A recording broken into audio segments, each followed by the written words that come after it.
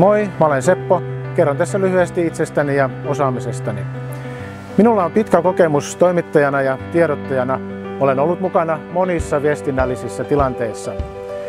Tiedän mikä on uutinen ja tiedän miten kirjoitetaan hyvä tiedote tai tehdään laadukas video niin, että lukijan tai katsojan mielenkiinto herää ja pysyy yllä.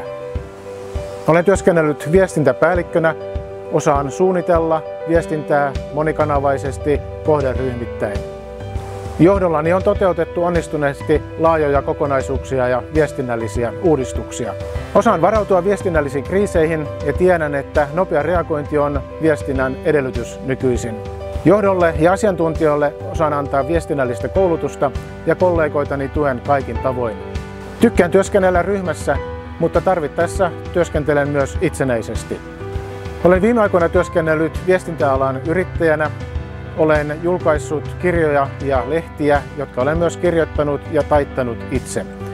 Pystyn viemään läpi laajatkin kokonaisuudet aikataulun ja suunnitelman mukaisesti. Pystyn siis suunnittelemaan ja tekemään viestintää monipuolisesti. Kirjoitan sujuvaa suomea, valokuvaan ja editoin valokuvat, teen videoita ja jaan sosiaalisessa mediassa ja nettisivuilla. Jos haluat lisätietoja, niin ota ihmeessä yhteyttä.